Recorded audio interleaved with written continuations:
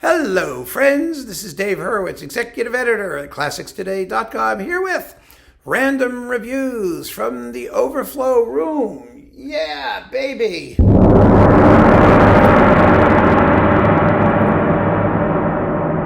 Okay, and these are really random. Actually, we're trapped. We're trapped in the letter S as we go backwards through the alphabet. We're finishing up Smetana. This is the third video of Smetana. Probably one video consisted entirely of my Vlasts recordings, but it's all good fun, right? And this is the last pile, and it's a decent pile. We've got Smetana and Kozler, Martinu with Neumann, Mozart with Peszek. This is one of those collection things that Superfund tossed out periodically.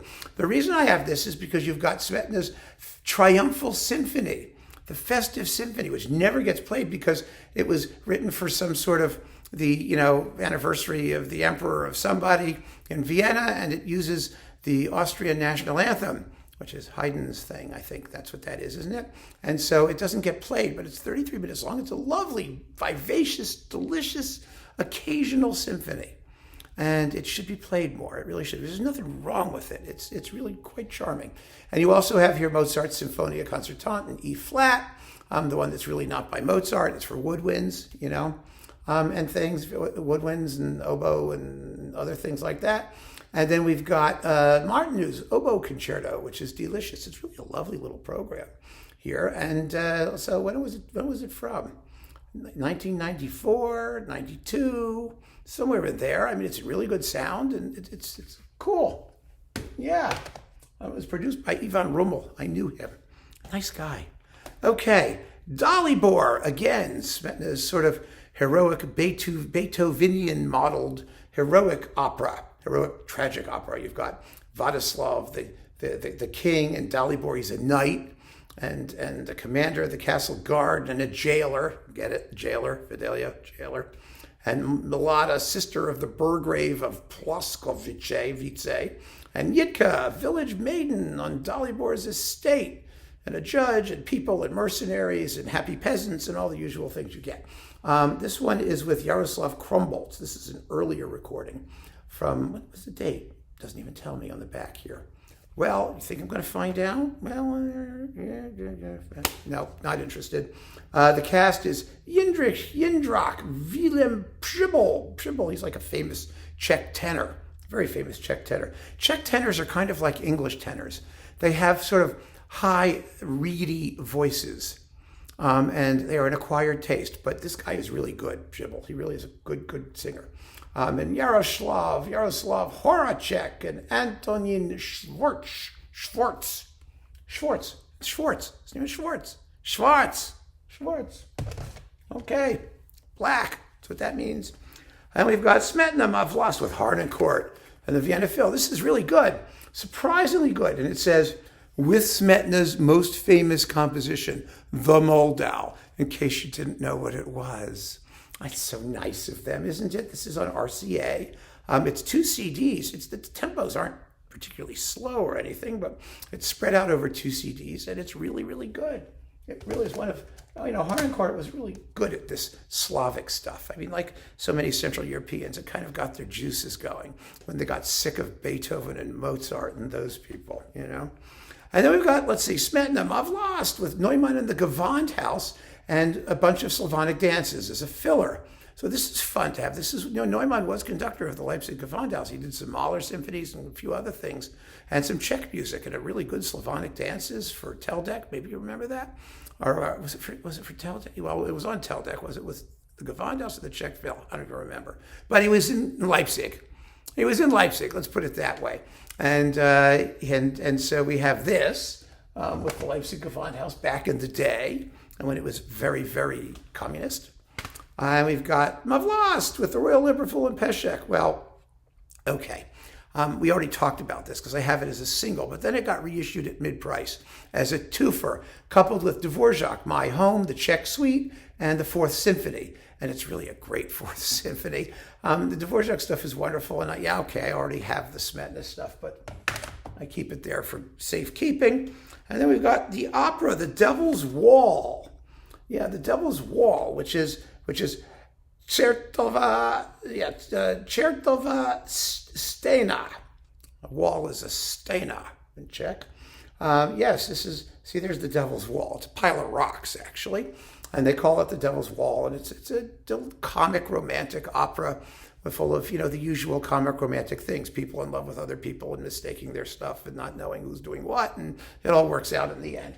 Charming, lovely music. You really should, some year, when I'm on my 12,000th video or so, I'm going to go through these Smetana operas one by one and really give them the treatment with maybe musical samples and things, because they're beautiful. They're absolutely beautiful. They deserve more attention than I can give them here, honestly. So pardon me for being a little bit flip, but I got to get through this. Then we've got Hubichka, The Kiss. Yeah, with the libretto by Eliška Krasnohorska. Krasnohorska, yeah, that's her name. You've got the usual people doing the usual things. It's a comic opera, so there. How's that for flippant? I'm sorry, I don't mean to do it. Smetana's Libusche with Gabriela Benachkova Chapova, or Chapova, whatever you want to call it, and Václav Žižek. This is a festival opera. It's the Czech Parsifal. But because it's Czech, it's about 1/3 the length and twice the tempo and has 10 times the tunes. It's about the founding of the Czech nation. A thrill-packed topic if you're Czech, but maybe not so much if you're not. But it doesn't matter. It's got beautiful, beautiful music, and it is stately. And here she is. There's Gabriela Benachkova Chapova looking extremely noble. Yes, that's it, right? You do this. Is she holding something? Yeah, you got to hold like the official Czech wooden thing that she's holding. And that's what makes it, noble and patriotic. And then we've got The Secret. Yeah, The Secret by Smetana.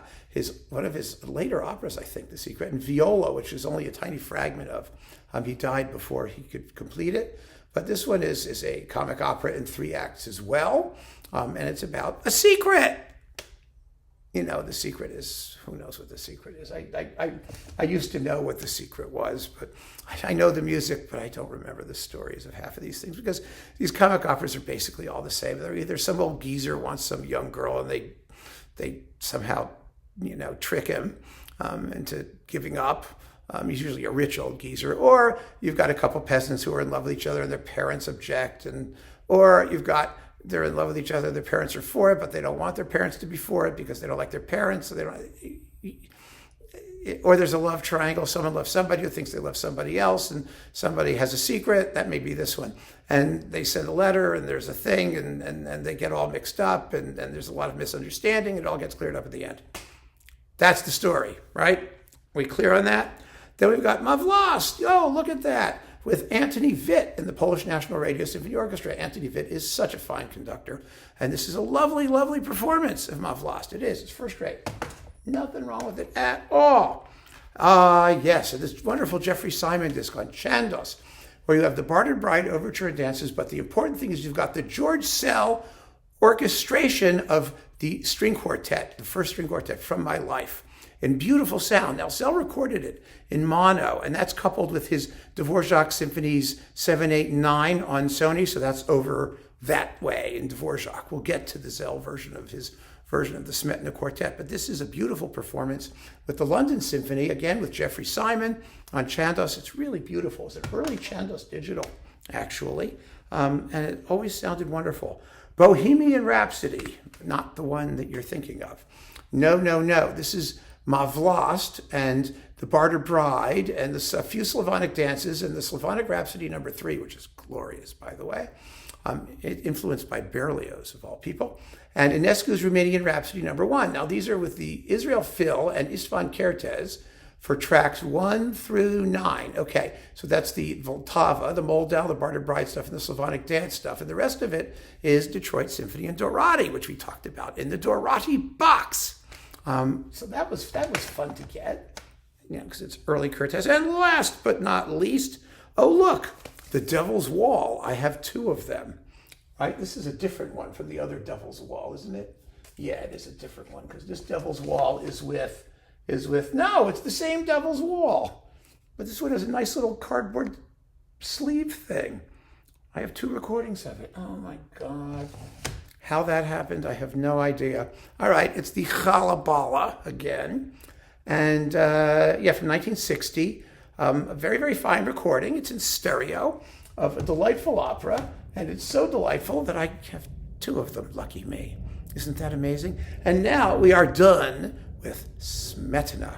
I cannot wait to see what comes next. Once we finish the SMs, there is another SM, and I'm not telling you who it is, but it ain't Smetana. So keep on listening, friends. Thanks for joining me. Take care.